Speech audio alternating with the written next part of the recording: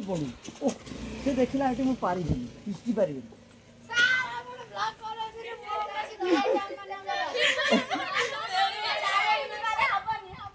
अपन तो होला एटा दे ना दे दे ना एटा दे दे काहे की पाठ पढ़ले सब सुख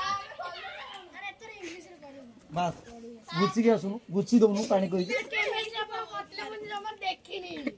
काहे की देखुन काल दिन सारा दियाला आ पुनी केम देख हमर तो पिला माने घरे हटा उडी फाइन करी काली आनी देखे काल तमर परीक्षा पड़ हम नमस्कार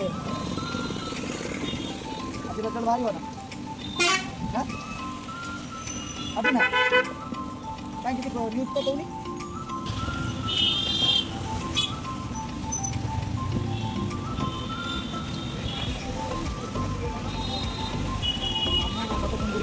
आगे आगे गजल भारी होता हम मनना किसी होता आगे सर मु जानि न हठात ना उठे आगे आगे तो खाली परीक्षा आज जिला तेरे अपन मैंने पूर्व वीडियो रे देखिले पूर्व क्लिप गुडी करे कि मो ट्यूशन कोचिंग सारी के लेना कंप्लीट देखो फिर मु जाउची आज अक्षय सर पीएचडी भाई अच्छी तो ये ब्लॉग आज पीएचडी भाई कथा देखिए हम सर पीएचडी भाई जहाँ द्वारा मुझे पाठ पढ़ी बहुत खुशी लगे पीएचडी भाई हो तो बहुत एक्साइटेड अच्छे और तरबर जाऊँगी तो अपने वीडियो प्रथम शेष जाए देखो बिना तरबर बहुत टेंशन कारण सार पीएचडी पाइबा सब व्यवस्था मुझे एका करी ताल प्रदेश हेले पाखे आ गोटे कथा मुझे शिखिली बाणिकार जीवन में गला बाटा ना दरकार कितने तेजस्वी लोग हैं हमारे पास कितने शानदार विचार रखते हैं जी मुझे गला बाटा नहीं जी आप देखो देखिए हूँ तालपदेश्वरी मंदिर आईपटे ही गोटे गला बाट अच्छी डिपार्टमेंट को जावाई तो से गला बाट ही जाऊँगी देखिए पोखरी पोखरी सब डेरी भी बहुत मैंने मुझे जापारे ट्यूशन पलैली सियाड़े कोचिंग सेंटर को पलैली क्लास करने नवम और अष्टम पिला क्लास कली तरबरिया हाँ बेल मिनी गाधे मैं क्या करूं फिर जॉब छोड़ दूं सारा सी पहुँची गले तो जाऊँ मुझे जानी मुझे देखा कौन कमेंट करेंगे छाड़ा बाहर आईटा देखो यहाँ हूँ आम डिपार्टमेंट गली रास्ता एपटे ही जावा पड़ो एमती कहते जीवन जहाँ गली बाट निहाती कम आसे देखिए दौड़ी दौड़ी जाऊँगी वीडियो कंटिन्यू रुहतु एंजॉय करंतु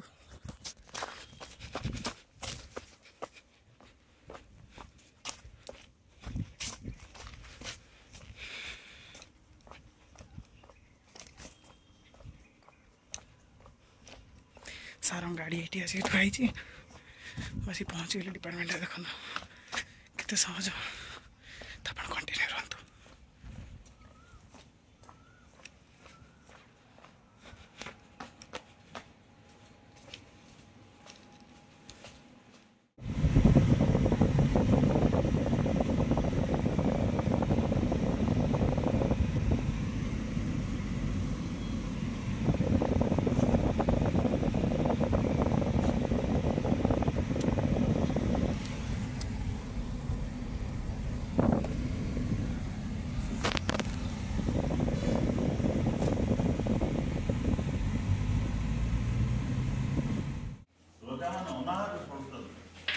राज्य करभार बुड़ी जाइए तथापि राजा को सुशासन दूसरी मोर रोग जल्दी पालन हम और मोर गोटे बड़ प्रतिमूर्ति ये लगा सहर उपकंठ लगा यही समय से राज्य को जड़े सौदागर आसूची निशब्द राति सौदागर जो समुद्र कूल दे आसूची से हठात जन्म राति गोटे बड़ चमत्कार दृश्य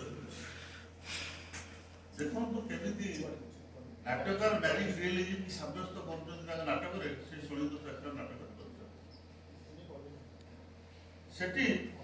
से देखुची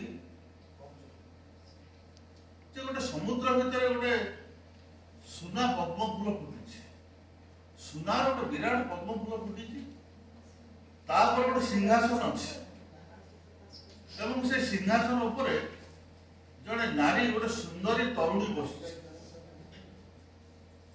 किसी समय पर से सिंहासन अपसरी जाउची से जो सुंदरी नारीटी से सुना पद्म पर नाचुची नृत्यरता ताको देखियो पहला से सौदागर पाद अटकी जाउची पुणी देखुची किछ समय परे पुणी थरे से सुना पद्म लहड़ी रे भासी आसुची तापर पुणी सिंहासन अछि पुणी से नारी मूर्ति बस पुणी लहड़ी अपसरी गला बेलू से स्वर्ण सिंहासन अपसरी जाउची सुना पद्म फूल ऊपर से नारी मूर्ति नाचुची ये जो अद्भुत दृश्य से देखिले से आसिले राजा को कहयो एवं आसी राजा को कहचंती जे आज्ञा मु एमिति एक दृश्य देखिली आसिला बेले ए दृश्य देखिली राजा तो ग्रहण कले ना आखिर अनुपूर्णी बांधी से किसी ग्रहण करिबले किंतु से कहयो चाहू सौदागर आशा ये राज्य रे जो अत्याचार अनीति तार शीघ्र अवसान गोटे प्रतीक होची सुना पद्म फूल ऊपर सिंहासन सुना सिंहासन और तापर नारी मूर्ति नाचुची से निश्चय गोटे नुआ समय को आह्वान करुଛି और खूब शीघ्र ये राजतंत्र लोप घटो ये अत्याचार अनीतिर लोप ये प्रथम सिक्वेन्स जो से देखुं प्रथम करी ये कुहुक वास्तवतार कथा कहते नाटककार द्वितीय पर्यायर नाटकर द्वितीय पर्यायर से पुणी देखुं जे राजांगर जो प्रतिमूर्ति राजा निर्देश देते मोर प्रतिमूर्ति तैयारी हम ना सहर प्रबंधन से लगे जे समस्त देखिए राजा प्रदर्शन एत सुंदर राजा थे एत सुंदर प्रजा पालन करते प्रतिमूर्ति जो चित्रसेन से जो कारीगर तैयारी करुच्ची गोटे गछमूल से गछमूल मूर्ति तैयारी कला बेले राजा प्रतिमूर्ति तैयारी कला बेले हठात निशब्द राति देखुची से गछटा गुणुगुणु हो केवल से कथा से चित्रसेन से जो शिल्पी शुणुनी राज्य सारा समस्त से कथा शुणुन किंतु कई किसी बुझी पाना से की कथा कहूँ कि भाषा से कथा से गछ की भाषा कथा कहूँ कई किसी बुझी पाना गछ कथा कहूँ हठात शिल्पी देखुची चित्रसेन देखुची से गछटार केबे फल होइनी हठात गछटा फलवता परदिन राति देखुची हठात गछटा फलवती होउची एवं फलवती होउची कोन की फल होइची सेतरे ना सब फल गुडाक सुंदरी युवतींकर मुह से गछ सारा भर्ती एवं गछर आउ गोटे पार्श्व आउ किछि पशु पक्षींकर मुह से गछर भर्ती एवं से गछ कथा कहूँ सकाल पर्यंत सकाल हला बेलू से कथा बंद कर दूची एवं से कथा को बुझुची केवल से जो शिल्पीर स्त्री से केवल गछर कथा को बुझी पारुची और राज्य में कहीं से कथा को बुझी पारुना ये तो चमत्कार पूज्य वास्तवता सहित सत्य रे देखी जदी दुईटा एवं भुवनेश्वर से कहते बेले बेले मन को आसे पूज्य वास्तवता संपर्क में मन को आसे ये आम परंपरा थिला किंतु आमे तो कई गभीर भाव में चिंता करना आपण मैंने केवल चिंता कर महाभारत जो कहानी अच्छी द्रौपदी की दुशासन वस्त्रहरण कर पुरुष सभा तले द्रौपदी वस्त्रहरण कला द्रौपदी 50टा साड़ी पिंधिक आसी सिंगल साड़ी पिंधिक ना हाथ टेकी देला शेष निरुपाय कृष्ण कौन करिश्मा मिल रखी देदेला सब शाढ़ी ये टाणु से बाहर कौन ताहूँ कुहुक आप दुई भाग विभक्त कर कुहुक वास्तवता कुहुक हूँ गोटे अलौकिक कथा सत हो पाए मिछ हो पाए अलौकिक कथा केवल सत नुह यह मिथ्या हो पाए किंतु वास्तवता कथा जो आम मन भितर गोटे बद्धमूल सत्य बद्धमूल धारणा सृष्टि होमें ग्रहण कर सतरे कृष्ण तार 10-20टा करिश्मा मिलता साड़ी से नहीं आम बद्धमूल धारणा ग्रहण कर दैट इज बुक वास्तवता आम परंपरा अच्छी कथा आउ गोटे उदाहरण दे पारे कृष्ण जो छोट पिला से इंद्र भारी जो रागिक वर्षा कला କୃଷ୍ଣ କଣ କଲେ ଯୋଉ ଗୋବର୍ଦ୍ଧନ ବାସୀକୁ ବର୍ଷା ରକ୍ଷା କରିବା ପାଇଁ କାହିଁ ଆଙ୍ଗୁଳିରେ ଗୋଟେ କାଳେ ଗିରି ଗୋବର୍ଦ୍ଧନକୁ ପାହାଡ଼ଟାକୁ ଟେକି ଦେଲେ। ଏଇଟା କଣ? ପାହାଡ଼କୁ କାହିଁ ଆଙ୍ଗୁଳିରେ ଟେକି ଧରିଦେବ ଗୋଟେ ଛୋଟ ପିଲା। ମତେ କହିବାର ତାର ଈଶ୍ୱରୀୟ ଶକ୍ତି ଥିଲା, ସେଇଟା କଣ? ସେ ଈଶ୍ୱରୀୟ ଶକ୍ତି ହଉଛି ପୂଜ୍ୟ ବାସ୍ତବ। ବାସ୍ତବତା କେମିତି ହେଲା ନା ଆମ ପରମ୍ପରା ସିଦ୍ଧ ହେଇଯାଇଛି। ସେ ଆମେ ଯୋଉ ବିଶ୍ୱାସ କରିଦେଇଛୁ ତାହା ହଉଛି ବାସ୍ତବତା। ଯାହାକୁ ଆମେ ବିଶ୍ୱାସ କରୁନୁ ଆଉ ଯୋଉ କାଣି ଆଙ୍ଗୁଳିରେ ଟେକିବା ସେ ହଉଛି କଣ? କୁପରମ୍ପରା, ମାୟା। ତେଣୁ ସେ ମାୟାକୁ ଆଉ ବାସ୍ତବତା ମିଶିକି ପୂଜ୍ୟ ବାସ୍ତବତା ହେଇଛି। ତା ଆମ ପରମ୍ପରାରେ ଆସିପାରେ, ଆମ ଇତିହାସରୁ ଆସିପାରେ, ଆମ ଲୋକ କଥାରୁ ନେଇ ସାରନ୍ତି। ଇଏ ହଉଛି ଆମ ପରମ୍ପରାର କଥା। ମୁଁ ପୂଜ୍ୟ ବାସ୍ତବତାକୁ ଏଇ ଭାବରେ ମୋ ସନ୍ଦର୍ଭରେ ମୁଁ ଦେଖେଇଛି, ମୋ ସ୍ଥୂଳ ବୁଦ୍ଧିରେ ଏତିକି ମୁଁ ଦେଖେଇଛି। ମୁଁ ଜାଣିନି କେତେ ଦୂର ରାଜତ୍ୱ ହବ ତାହା ମୁଁ ଜାଣିନି। ତଥାପି ବିଜୟ ଶତପଥୀଙ୍କର ତାଙ୍କର ଅନ୍ୟତମ କୃତିତ୍ୱ ହେଉଛି ଗୋଟେ ବଡ଼ କଥା କହିଛନ୍ତି, ସୋସିଆଲ ଟ୍ରାଜେଡି କଥା କହୁଛନ୍ତି। ସମସ୍ତ ନାଟକରେ ସେ ସୋସିଆଲ ଟ୍ରାଜେଡିର କଥା କହିଛନ୍ତି ଏବଂ ଏଇଟା ତାଙ୍କ ରକ୍ତ ମଜ୍ଜାଗତ ହେଇଛି। ସେ ନିଜେ ସ୍ୱୀକାର କରିଛନ୍ତି ଯେ ମୁଁ ପିଲାବେଳୁ ଭାରି ଡରକୁଳା। ସେ ନିଜେ ଲେଖିଛନ୍ତି ମୁଁ ପିଲାବେଳୁ ଭାରି ଡରକୁଳା। କାହିଁକି? କ୍ରମାଗତ ଭାବରେ ନିଜ ମାଆକୁ ହରେଇଛନ୍ତି, ନିଜ ଖୁଡ଼ିକି ହରେଇଛନ୍ତି, ସାନ ଭାଇକୁ ହରେଇଛନ୍ତି। ମୁଁ ହରେଇଲା ପରେ ସେ ନିଜ ଭିତରେ ନିଜେ କେମିତି ଅବରୁଦ୍ଧ ହେଇଯାଇଛନ୍ତି। ସେ କହୁଛନ୍ତି ଯେତେବେଳେ ସାଙ୍ଗସାଥୀମାନେ ଯେତେବେଳେ ଖେଳନ୍ତି ମୁଁ ସେତେବେଳେ ବସେ, ଗଛ ମୂଳେ ବସେ, ନୀରବରେ ବସେ, ମୁଁ ଖେଳେ ନା। ଏବଂ ଏ ସ୍ୱଭାବ ମୋ ଭିତରେ ଧୀରେ ଧୀରେ ଗୋଟେ ଭୟ ସଞ୍ଚାର କରିଦେଇଛି। ଏବଂ ସେ ସ୍ୱୀକାର କରିଛନ୍ତି ଯେ ବୃତ୍ତିଗତ ଜୀବନ ଆରମ୍ଭ କରିକି ଅନେକ ସାଙ୍ଗସାଥୀମାନଙ୍କର ବୃତ୍ତିଧାରୀ ମଣିଷଙ୍କର ମୁଁ ଅଯଥାରେ ଅସୁବିଧାର ଶିକାର ହେଇଛି ଏବଂ ତାକୁ ନୀରବରେ ମୁଣ୍ଡପାତି ସହିଯାଇଛି। ଯୋଉ ନୀରବରେ ମୁଣ୍ଡପାତି ସହିଯିବା ମୋଠୁ ଜଣେ କମ୍ ବଳଶାଳୀ ଲୋକ। ମୁଁ ରାସ୍ତାରେ ଗଲାବେଳେ ତା କଲର ଟାଣିକି ବାଡ଼େଇବି, ଯେହେତୁ ମୋଠୁ ସେ ଦୁର୍ବଳ, ତାର କିଛି ପ୍ରତିବାଦ କରିବା କ୍ଷମତା ନେଇ ନୀରବରେ ସହିକି ପଳେଇବ। ସାରଙ୍କର ଅବସ୍ଥା ମାନସିକ ସ୍ତରରେ ସେ ଅବସ୍ଥା ହେଇଛି। ସାର ପ୍ରତିବାଦ ମୋଠୁ କରିନାହାନ୍ତି ବ୍ୟକ୍ତିଗତ ଜୀବନରେ ଏବଂ ଯୋଉଟା ତାଙ୍କ ରକ୍ତ ମଜ୍ଜାଗତ ହେଇଯାଇଛି ଏବଂ ସେଉଠୁ ସୃଷ୍ଟି ହେଇଛି ଯେ ସୋସିଆଲ ଟ୍ରାଜେଡି।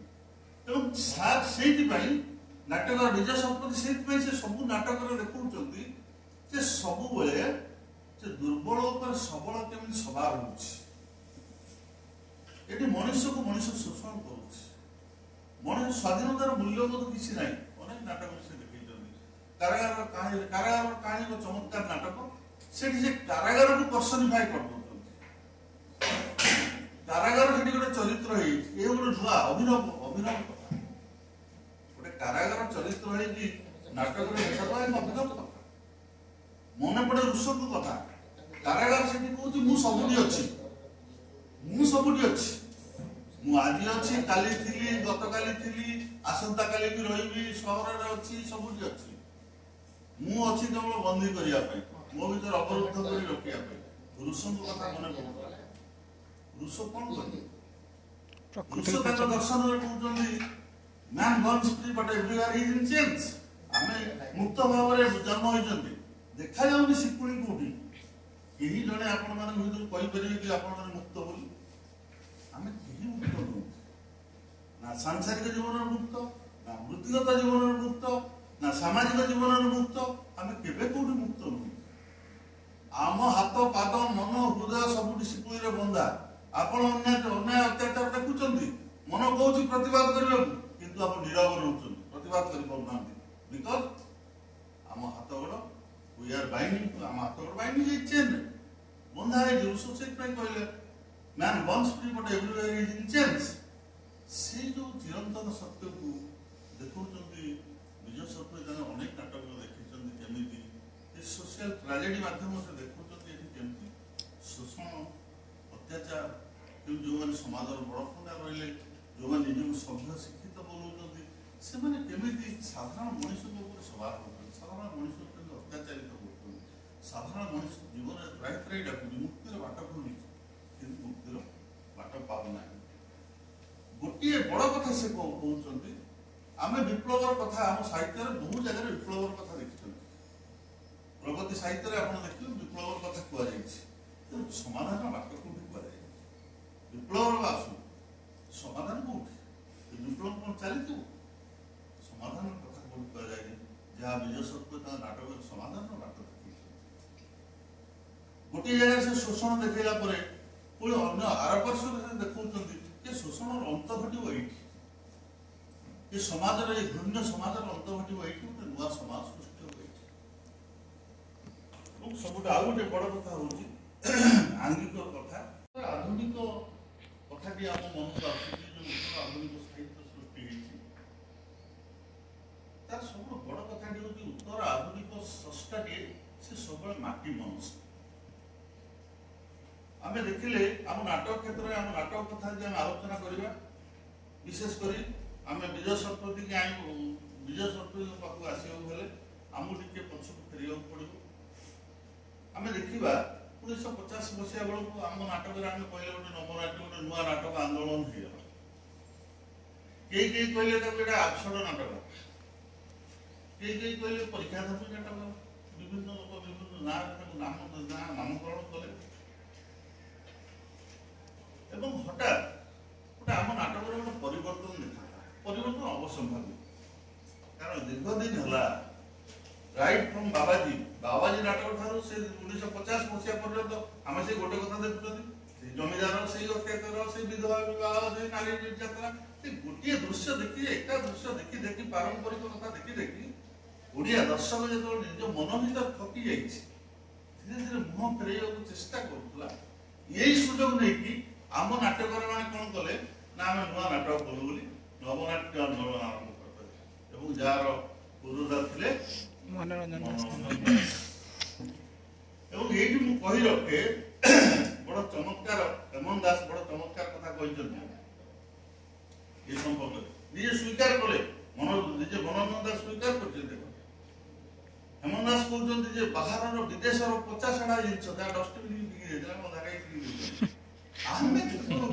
बड़ा आनंद नहीं कटलेट बड़ा बढ़िया किंतु कपड़ा अधा क्या कपड़ा आम तो नहीं आम नहीं आम माटी पानी पवन आरोप करने लगे जहाँ मनोरंजन दास स्टार्ट कले आगामी नाटक जहाँ आम कहते आबसड नाटक जो आबसडिटी कथा उठुची जो आबसड नाटक कथा उठुची सब नाटक लिखला बेले नाट्यकार नाटक लिखला बेले 3टा जिनस गुरुत्व ये मो कथा नुहे आज्ञा ये हूँ लिपेज कहते विश्व नाटक दिवस से निजे कह नाट्यकार नाटक लिखला बेले दर्शकर मेधा को गुरुत्व दब दर्शकर मेधा हूँ सर्वप्रथम द्वितीय कथा हूँ नुआ संलाप और नुआ उपादान को जहाँ दर्शक मान द्वारा आवृत हो से आरोपण कर ये 3टी कथा यदि से करे नाट्यकार ताहले नाटक आवृत ना नाटक लोक डस्टबिन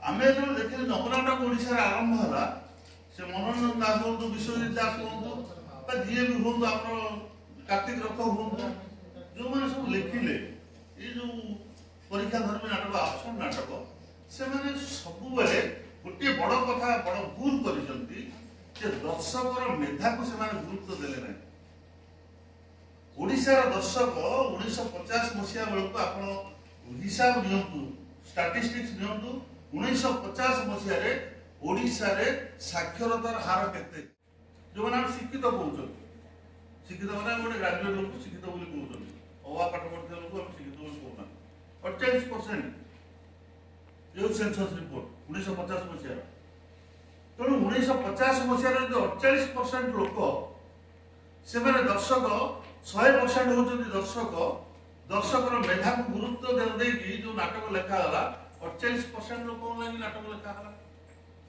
जो 48% शिक्षित लोक से सब नाटक देखिए घर बस टीवी देखिपे मु सिनेमा जाइपे मुझे रवींद्र ड्रामा हाउस मुझे जीवी देखिए कहीं तेणु 48% रु कमी कमी आसिक 13% पहुंचला गोटे स्टाटिस्टिक्स दिगला 13% पहुंचीगला ଯେ ଦର୍ଶକ ଏପଟେ ନାଟକ ପରୀକ୍ଷା ଧର୍ମୀ ନାଟକ ଲେଖା ହେଲା, ଆଫ୍ଟର ନାଟକ ଲେଖା ହେଲା, ଦର୍ଶକ ହଉଛନ୍ତି 13%।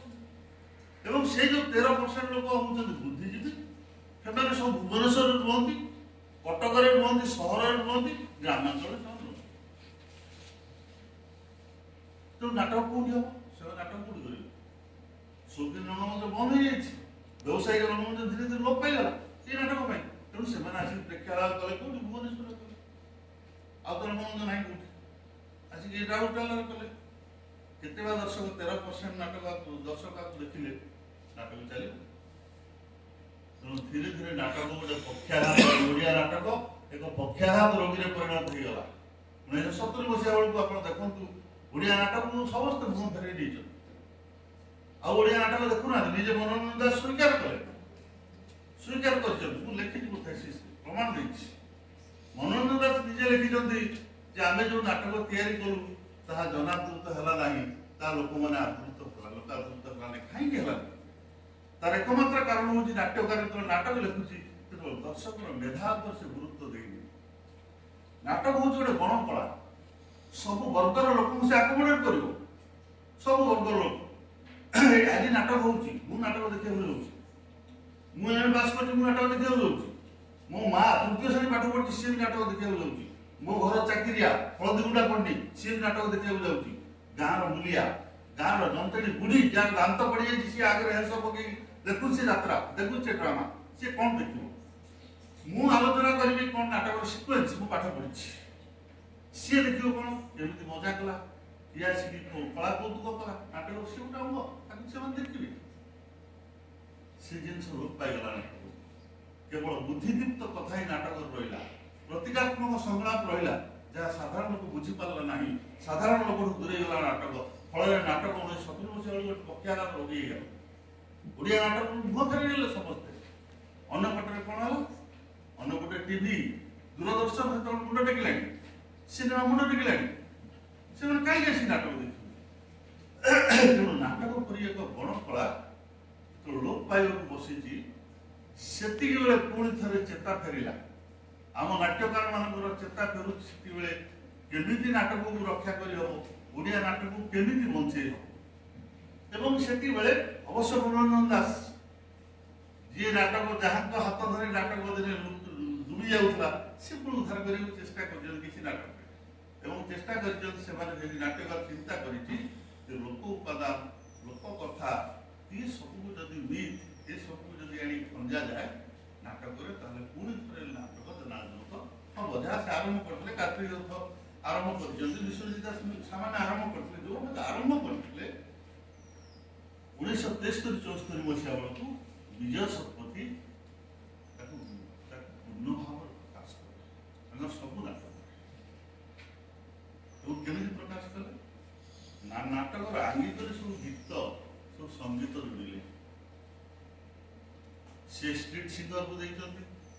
ପାଲା, ସେଠି ନାଟକରେ ପାଲା ହଉଛି, ସେଠି ଦାସକାଠିଆ ଦଳ ଅଛନ୍ତି, ସେଠି ନିଶା ମଙ୍ଗଳବାର ଯୋଉ କଲ୍ୟାଣ ସୁନ୍ଦରୀ କଥା ସେଠି ଶୁଭୁଛି। ଆକୁ ଦର୍ଶକ ଦେଖିଲା ପରେ ଯେହେତୁ ନିଜ ରକ୍ତ ମଜ୍ଜାଗତ ଜିନିଷ ଯାହାକୁ ବା ଗୀତିନାଟ୍ୟ, ଗୋଟେ ସୁନ୍ଦର ପରମ୍ପରା, ଗୋଟେ ଗୀତିନାଟ୍ୟ ପରମ୍ପରା, ସେ ପରମ୍ପରାଟା ବନ୍ଦ ହେଇନି। ନାଟକ ମରିଯାଇଥିଲା ସତ କିଛି ଦିନ, କିନ୍ତୁ ଗୀତିନାଟ୍ୟ ବନ୍ଦ ହେଇନି। ଯାହା ଆମର ପାଣି ମହାଶୟ ଯୋଉ ଗୀତିନାଟ୍ୟ କରୁଥିଲେ, ସିଏ କ୍ରମାଗତ ଭାବରେ ଗୀତିନାଟ୍ୟ ଆମ ମନକୁ ଉଚ୍ଛନ୍ନ କରୁଥିଲା। ଆମେ ଆଜିକା ଡେଟ୍ରେ ବି ଯଦିଓ ଆମ ଘରେ ରେଡିଓ ନାହିଁ, ତଥାପି ଟିଭିରେ ଯେତେବେଳେ ଗୀତିନାଟ୍ୟ ହଉଛି, ଦୁର୍ଗା ପୂଜାରେ ଯେତେବେଳେ ଗୀତିନାଟ୍ୟ ହଉଛି ବା ବିଭିନ୍ନ ଗଣେଶ ଗୀତିନାଟ୍ୟ ହଉଛି, ଆମେ ଦେଖୁଛନ୍ତି। ଆମେ ସେତେବେଳେ ଭୁଲି ଯାଇଛନ୍ତି ଯେ ବିଜ୍ଞ ମଣିଷ, ଆମେ ସଭ୍ୟ ମଣିଷ, ଏ କଥା ଆମେ ଭୁଲି ଯାଇଛନ୍ତି, କାରଣ ଏ ହଉଛି ଆମ ପରମ୍ପରା। ତେଣୁ ସେଇଠି ନାଟ୍ୟକାର ଚିନ୍ତା କଲା, ନିଜ ପରମ୍ପରାର ଯଦି ଉପାଦାନ କିଛି ଦେଇ, ନିଜ ରକ୍ତରେ ମିଶିଥିବା କିଛି ଉପାଦାନକୁ ଯଦି ଦେଇ ନାଟକରେ ଖଞ୍ଜା ଯାଏ, ତାହେଲେ ବହୁତ ନାଟକ ପୁନରୁଦ୍ଧାର ପାଇବ। ଏବଂ ବିଜୟ ଶତପଥୀ ସେୟା କରିଛନ୍ତି। କୋଉଠି ଘୋଡ଼ା ନାଚ ଦେଇଛନ୍ତି, କୋଉଠି ମୋଗଲ ତାମସା ଦେଇଛନ୍ତି, ଦାସକାଠିଆ, ଷ୍ଟ୍ରିଟ୍ ସିଙ୍ଗର, ଏ ସବୁକୁ ଆଣିକି ଆଙ୍ଗିକରେ ଖଞ୍ଜୁଛନ୍ତି ଏବଂ ଲୋକ କଥା, ଲୋକ ଉପାଦାନକୁ ଖଞ୍ଜି ନୂଆ ଭାବରେ ନାଟକକୁ 1973-74 ମସିହା ସେ ସଜେଇ ଚାଲିଲେ। ଆଜି ଯାଏ ବି ସେ ଯାତ୍ରା ତାଙ୍କର ଅବ୍ୟାହତ ଅଛି। ଆଜି ବି ଲକ୍ଷ୍ୟ କଲେ ନାଟକ ବେଶ ସୁଗୃହ ହେଇଗଲାଣି। ପୁଣି ଥରେ ଓଡ଼ିଆ ନାଟକ ମାଟି ଗୃହକୁ ଫେରିଲେଣି, ନାଟ୍ୟକାରମାନେ ନିଜ ଘରକୁ ଫେରିଲେଣି ଏବଂ ସ୍ୱଗୃହୀ ହେଇସାରିଲେଣି। ଯେ ନାଟ୍ୟକାରମାନେ ଆଗରୁ ଘରଦ୍ୱାର ଛାଡ଼ିଲେଣି, ସ୍ୱଗୃହୀ ମାନେ ଘରଦ୍ୱାର ଛାଡ଼ି ନିଜ ମାଟିକି ଛାଡ଼ି ଦେଇକି ପାଶ୍ଚାତ୍ୟ ମାଟିକି ଧରିଥିଲେ ଯାଗୁଡ଼ି। କାରଣ ଆମକୁ ସବୁବେଳେ ପର ଜିନିଷ ଭଲ ଲାଗେ, ନିଜ ଘରେ କ'ଣ ଅଛି ଭଲ ଲାଗିବ, ନିଜ ତୋରାଣୀ ପଖାଳ ଭଲ ଲାଗେନି, ପର ସେ ମଇଠା କଟଲେଟ୍ ଭଲ ଲାଗିବ ଆମକୁ। ଏଇଟା ହେଉଛି ମଣିଷ ପ୍ରକୃତି ଆମର ଥିଲା ଦିନେ। ଏବେ ଆମେ ମାଟି ମହସ କଲା ଉତ୍ତର ଆଧୁନିକ ସେଠିକି ଆମେ କହୁଛୁ। ଏ ହେଉଛି ଉତ୍ତର ଆଧୁନିକତାର ପ୍ରଭାବ। ଉତ୍ତର ଆଧୁନିକତାର ପ୍ରଭାବ ହେଉଛି ପ୍ରଥମ ମୁଖ୍ୟ ପ୍ରଭାବ ହେଉଛି ମାଟି ମହସ। ମୋ ମାଟିରେ କ'ଣ ଅଛି, ମୋ ପରମ୍ପରାରେ କ'ଣ ଅଛି ତାକୁ ଖୋଜିବି ଏବଂ ତାକୁ ହିଁ ମୁଁ ଗୁରୁତ୍ୱ ଦେବି। ତାର ମୂଲ୍ୟବୋଧକୁ ଯଦି ମୁଁ ପ୍ରକାଶ କରିପାରିଲି ଠିକ୍ ଭାବରେ, ତାହେଲେ ମୋ ନାଟକ ବଞ୍ଚିବାର କିଛି ଅସୁବିଧା ନାହିଁ, ଯାହା ପରୀକ୍ଷା ହେଇଗଲା। ଏବଂ ବିଜୟ ଶତପଥୀଙ୍କର ଅନ୍ୟତମ କଥାଟି ହେଉଛି ତାଙ୍କର ସାରସ୍ୱତ ସାଧନା ଭିତରେ ଆମେ ଦେଖୁଛନ୍ତି, ଯାହା ମୁଁ ଦେଖେଇଛି ଷଷ୍ଠ ପରିଷଦରେ, ଯେ ତାଙ୍କର ସମାଲୋଚନା ସାହିତ୍ୟ ସମାଲୋଚନା ଗୁଡ଼ିକ ସେ କରିଛନ୍ତି। ପ୍ରକାଶନ କ୍ଷେତ୍ରରେ ବହି ସେ ଅନେକ ବହି ଅନୁମୋଦନ ଏ ଯେଉଁ କରିଛନ୍ତି, ଯେଉଁ ଅନେକ ବହିକି ସେ ଆଣି ପ୍ରକାଶ କରିଛନ୍ତି, ଲୁପ୍ତ ବହି ଗୁଡ଼ିକ ପାଣ୍ଡୁଲି ଗୁଡ଼ିକ ପ୍ରକାଶ କରିଛନ୍ତି। ଏବଂ ଏହି ହେଉଛି ବିଜୟ ଶତପଥୀଙ୍କର କୃତିତ୍ୱ। ମୁଁ ସେ ସମ୍ପର୍କରେ ଚେଷ୍ଟା କରିଛି, କେତେଦୂର ସଫଳ ହେଇଛି ମୁଁ ଜାଣିନି।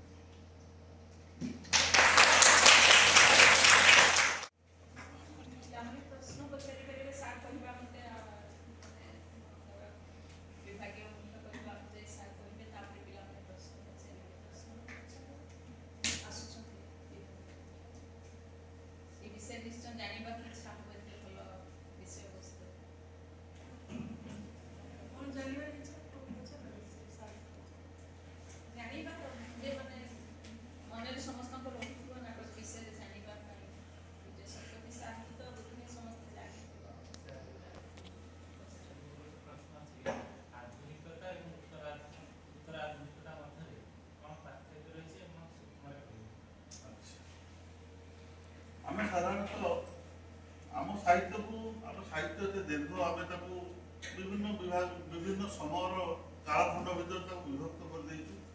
ଆମେ ଆଧୁନିକ ସାହିତ୍ୟ କହୁଛୁ ରାଧାନାଥଠୁ ଆରମ୍ଭ ହେଇଥିଲା, ପୁଣି କହିଲୁ 1947 ମସିହା ବେଳକୁ ସ୍ୱାଧୀନତା ପରେ ସାମ୍ପ୍ରତିକ ସାହିତ୍ୟ ବା ସ୍ୱାଧୀନତା ପରବର୍ତ୍ତୀ ସାହିତ୍ୟ। ଏ ଯେଉଁ ସେ ଆପଣଙ୍କର ପ୍ରଶ୍ନଟି ହେଉଛି ଯେ ସ୍ୱାଧୀନତା ପରବର୍ତ୍ତୀ ସାହିତ୍ୟ, ବୋଧ ସ୍ୱାଧୀନତା ପରବର୍ତ୍ତୀ ଆଉ ଉତ୍ତର ଆଧୁନିକତା ଭିତରେ କ'ଣ ମୂଳତଃ ଫରକ ଅଛି। ସ୍ୱାଧୀନତା ପରବର୍ତ୍ତୀ କାଳରେ ଆମେ ଆମ ସାହିତ୍ୟର ଗୋଟେ ଦିଗ ପରିବର୍ତ୍ତନ କଥା ଆମେ ଦେଖୁଛନ୍ତି ଏବଂ ଯେଉଁ ଦିଗ ପରିବର୍ତ୍ତନ କଥା ଦେଖୁଛନ୍ତି ତାହା ହେଉଛି ପାଶ୍ଚାତ୍ୟ ପ୍ରଭାବ। ପାଶ୍ଚାତ୍ୟ ମାଟିରେ ଦିଟା ବିଶ୍ୱଯୁଦ୍ଧ ହେଇଛି। ଦିଟା ବିଶ୍ୱଯୁଦ୍ଧକୁ ପାଶ୍ଚାତ୍ୟ ମଣିଷ ଯେତେବେଳେ ଦେଖିଛି, ସେ ନିଜ ଭିତରେ ତା ଭିତରେ ନିଃସଙ୍ଗତା, ତା ଭିତରେ ହାହାକାର, ବେଦନାବୋଧ, ମୃତ୍ୟୁ ଚେତନା ଇତ୍ୟାଦି ଇତ୍ୟାଦି କଥା ବଢ଼ିଯାଇଛି। ସେ ତାର ସ୍ଥିତାବସ୍ଥାରୁ ଦୂରେଇ ଯାଇଛି ବିଶ୍ୱଯୁଦ୍ଧର ପରବର୍ତ୍ତୀ କାଳରେ ଏବଂ ସେ ନିଜ ସ୍ଥିତିରେ ରହିଲେ, ନିଜ ଉପରେ ନିଜେ ଆସ୍ଥା ରଖି ନାହିଁ। ପରିବାର ଭିତରେ ରହିକି ବି ସେ ନିଜକୁ ନିଃସଙ୍ଗ ଅନୁଭବ କରୁଛି ଏବଂ ଯାହାର ପ୍ରଭାବ ଆମ ମାଟିରେ ଆମେ ଅନୁଭୂତ ହେଲା କେବେ, ଯେ ସ୍ୱାଧୀନତା ପରବର୍ତ୍ତୀ କାଳରେ ଯେତେବେଳେ ଆମ ମାଟିରେ ବିଶ୍ୱଯୁଦ୍ଧର ଛାଇ ପଡ଼ିନି। ଆମ ଭାରତୀୟ ଲୋକ ବିଶ୍ୱଯୁଦ୍ଧ କଥା ଖାଲି ଶୁଣିଛନ୍ତି, ଆମେ ଦେଖିନାହାନ୍ତି କି ଆମର କିଛି ପ୍ରଭାବ ନାହିଁ। କିନ୍ତୁ ଆମେ ସେ ଶୁଣିକି ଆମ ଚିନ୍ତା ଚେତନାର ଯେଉଁ ଟିକେ ପରିବର୍ତ୍ତନ ହେବାକୁ ଯାଉଥିଲା, ହଠାତ୍ ଆମେ ସ୍ୱାଧୀନତା ପରେ ଦେଖିଲେ ଦିଟା ଜିନିଷ ଆମ ମାଟିରେ ଆମେ ଅନୁଭବ କଲେ। ଆମ ମାଟିରେ କ'ଣ ଅନୁଭବ କଲେ? ଆମର ଯେଉଁ ସ୍ୱାଧୀନତା ଆମେ ପାଇଲେ 1947 ମସିହାରେ, ବର୍ଷେ ନ ପୂର୍ବରୁ ସ୍ୱାଧୀନତା ଯିଏ ଆଣିକି ଦେଇଥିଲା ଆମେ ତାକୁ ଗୁଳି କରିକି ମାରିଦେଲେ। ଆମର ଗୋଟେ ସ୍ୱାଧୀନତାର ମୋହଭଙ୍ଗ ହେଲା। ଆମକୁ ଗୋଟେ ପ୍ରତିଶ୍ରୁତି ଥିଲା, ଏଇ ଇଲେକ୍ସନ ଆସିଲା ସବୁ ପ୍ରତିଶ୍ରୁତି ନେତାମାନେ ଦେଉନାହାନ୍ତି। ଆମର ଯେ ଜାତୀୟ ନେତା କିଏ? ମହାତ୍ମା ଗାନ୍ଧୀ ଆମକୁ ପ୍ରତିଶ୍ରୁତି ଦେଇଥିଲେ, ଦେଶ ସ୍ୱାଧୀନତା ପାଇଲେ ଦେଶ ଘିଅ ମହୁରେ ଭାସିବ, ଏଠି ରାମ ରାଜ୍ୟ ପ୍ରତିଷ୍ଠା ହବ, ରାବଣ ରାଜ୍ୟ ରହିବନି, ଅଭାବ ଅନାଟନ ରହିବନି କାହାରି। এই ପ୍ରତିଶ୍ରୁତି ଆମକୁ ଦେଇଥିଲେ।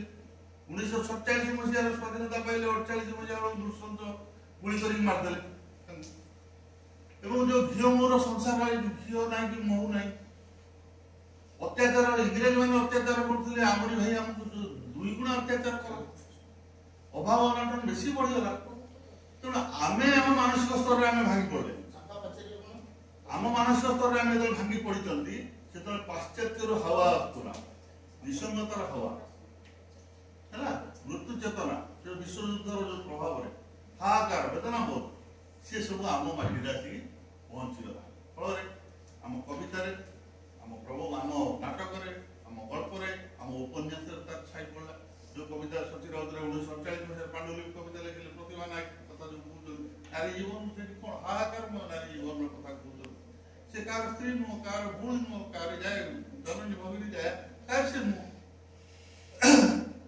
एवं ये आधुनिकतार परिभाषा यही परिभाषा धीरे धीरे धीरे धीरे चलला एवं ये हूँ आत्मिक कथा आंगिक कौन है साहित्य आंगिक प्रतीक चित्रकल्प मिथ ये तीन जिन आरोप कले से स्थितिवाद दर्शन अस्तित्ववाद कथा ये सब आम किसी नहीं आम सब धाराणी सब धाराणी आरोपण कले जिते से पुणी थर मुझे किस समय पूर्व कहूली आपण पुणी थर मत से फेरिया पड़ो जे आम सब पाठकर मेधा पर जमी दर्शकर मेधा पर दृष्टि रखिक नाटक लिखा कथा साहित्य जो लिखुची साहित्यकार कवि जो कविता लिखुची उपन्यास जो लिखुची उपन्यासिक गल्प जो लिखुची गाल्पिक से पाठकर मेधा को आगे विश्वास कर पाठकर मेधा को आगे परीक्षा कर मु जहाँ लिखुची सी मोर प्रतीक को केमी भाव में ग्रहण कर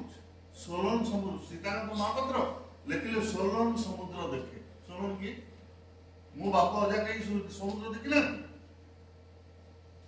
मो बापा अजा समुद्र देखते कि नहीं मु समुद्र देखी नहीं सोलन समुद्र देखू कहीं ना पाश्चात्य प्रभाव सोलन आम देशर चरित्र नुह ऑस्ट्रेलिया चरित्र सोलन आसी समुद्र देख मो पूरी समुद्र सोलन देख मु देखिपारे गोटे उदाहरण देली ये जो प्रतीक ये जो चित्रकल्प सब देले आम हाथ पांतार सब विदेशी चित्रकल्प विदेशी प्रतीक विदेशी मिथ जहाँ आम बोधगम्य नुह जो कथा उठी कविता पाठ दूरे गला कथा उठी नथिला कि हमको शिक्षा बहुत धड़ा गला ए जो गवेषणा ग्रंथ मु पाइछि गवेषककर से केते दिन धरि गवेषणा करिसंती मु जानिनी किंतु सुंदर भाबे विश्लेषण करिसंती अति सुंदर विश्लेषण मु आउटे पाइथिली भागवत ऊपर गोटे ग्रंथ पाइथिली से ग्रंथ भी अति सुंदर भाबे विश्लेषण करा जायतिला तेणु जदि गवेषणा करिवो प्रकृत रे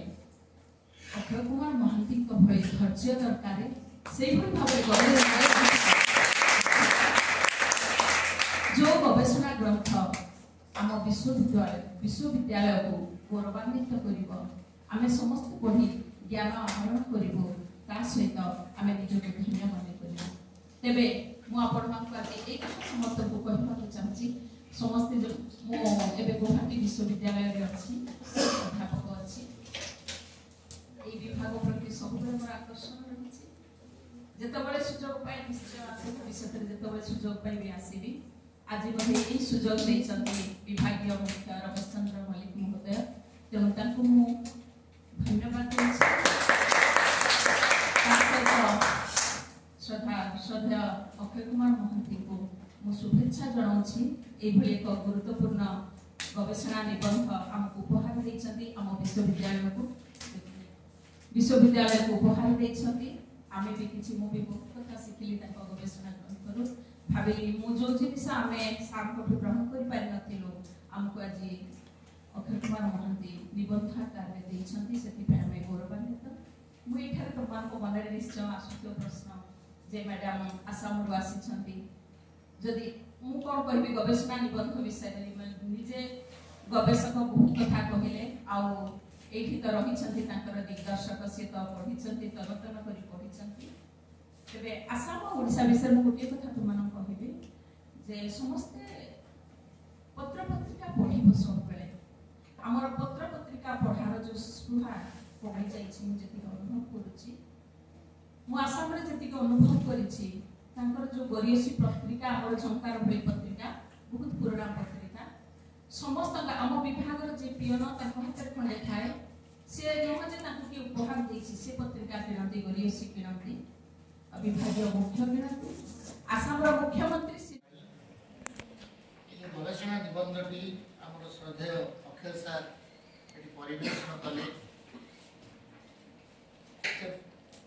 बहुत नुआ कथा कहले पिले माने जो संशय मन तमर थिला जो कुहुक वास्तवता विषय रे से अति प्रांजल भाव रे तुमर विदेशर कथा देशर कथा आ ओडिशार पानी पवन रे उदाहरण देकी तुमको बुझाई देले सबुठार बड़ कथा से कहले गवेषणा निबंधर जो प्रविधि विषय जो कथा आमर बाह्य परीक्षक से कथा को अत्यंत गुरुत्व देई तांकर जो रिपोर्ट प्रदान करथिले से एमती आंगिक नूतनता लघु उत्पादन क्लासिक रीतिर संयोजना नीतिर प्रयोग नाटक नूतन आधुनिकतार चित्र पुक वास्तवतार रूपरेख परंपरा प्रतिश्रुति गोटे नुआ समालोचना धारा तुमको से बखाणी उपस्थापना कर यहाँ हूँ गोटे गवेषणार मानने नुआ दिग जो कथा आम उभय परीक्षक आम जो 3 जन परीक्षक थी से 3 जन परीक्षक समान भाव आम कहीं कहार देखी ना कि समस्ते एका कथा कहते एका प्रकार कथा कहते किंतु अक्षय बाबू तथ्य गुड़ाक विज्ञान सम्मत भाव में विश्लेषण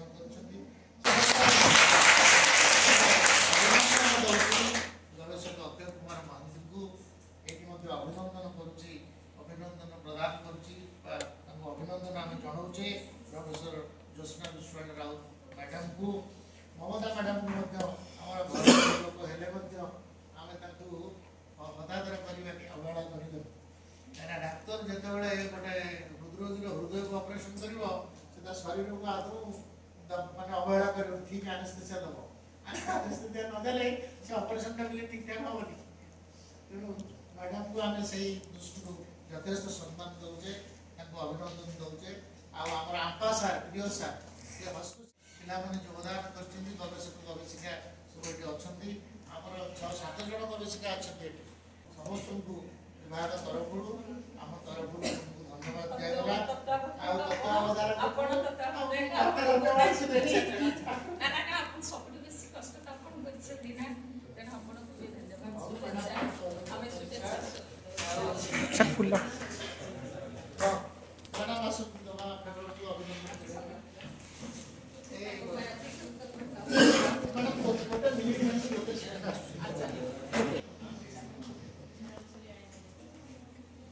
ठीक है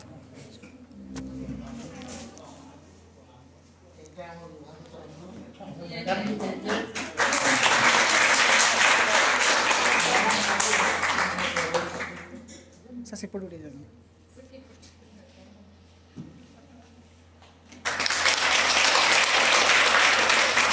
पुष्प गुच्छ अच्छा